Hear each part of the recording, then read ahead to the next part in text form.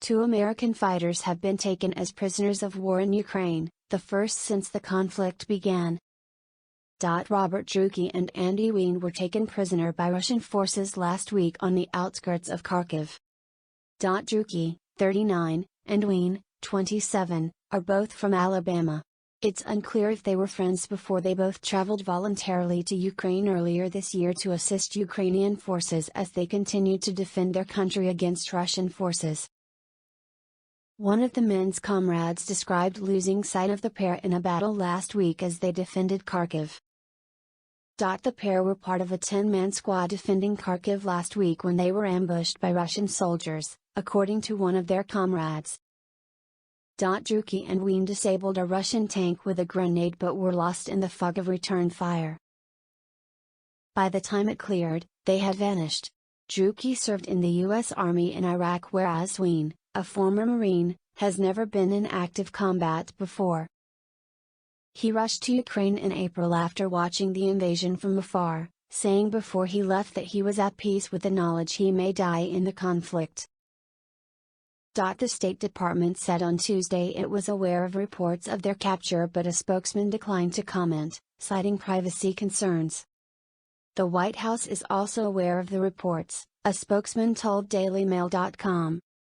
Secretary of Defense Lloyd J. Austin III and Joint Chiefs of Staff Chairman Army Gen. Mark A. Milley did not comment on the capture on Tuesday. "We were out on a mission and the whole thing went absolutely crazy, with bad intel. We were told the town was clear when it turned out the Russians were already assaulting it.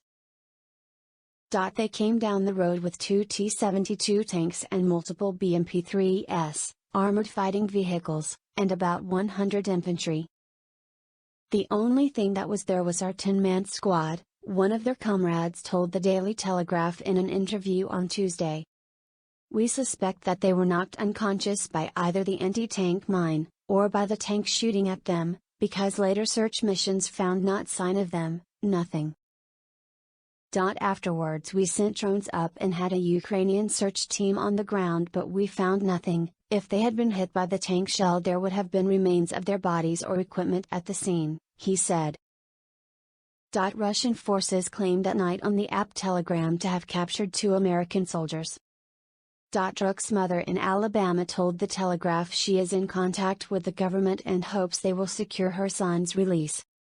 The U.S. Embassy have assured me that they are doing everything they can to find him and that they are searching for him alive, not dead.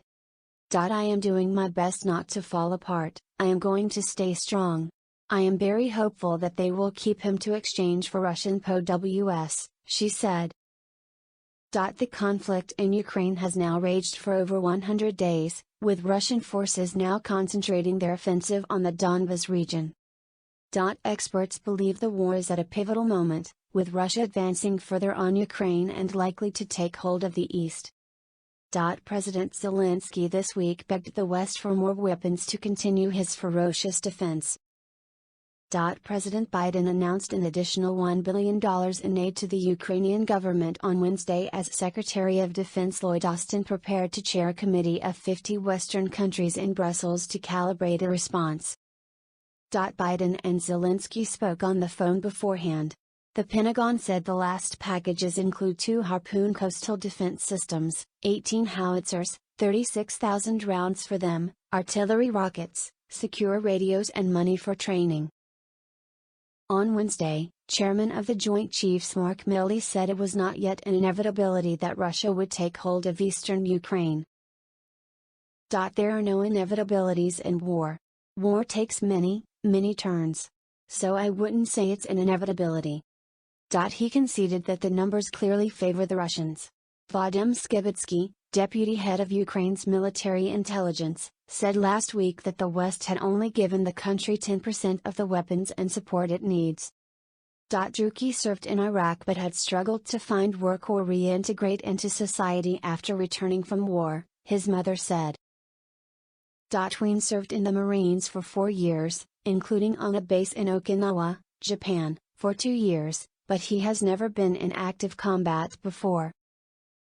Hunt's family have not yet commented on his capture. Before he flew to the region, He told a local media outlet in his hometown in Hartselle, Alabama, "I've made peace with the decision. I know there's a potential of me dying. I'm willing to get my life for what I believe is right. For what I've been taught is right, through really my eyes, Marine Corps, through God, and really just what is right," he said. He grew up in California but moved to Alabama after leaving the Marines in order to be closer to his fiancée, Joy Black, according to a local media report. She has not commented on his capture. Their capture comes after 2 Brits were taken prisoner by Putin's army. Sean Pinner and Aidna Slin have been handed death sentences by a proxy court in eastern Ukraine. They were captured in April. Now, the pair have been sentenced to death by firing squad. British officials say they are doing everything they can to get the pair out of Russian custody before they are slaughtered. Liz Truss, a favorite target of Russian state media, spoke out last week to condemn the sentences, which she said had absolutely no legitimacy, while vowing to do everything we can to support the imprisoned pair. She was mocked on Russian TV by Putin's associates, who said the UK has done nothing to try to intervene in their fate.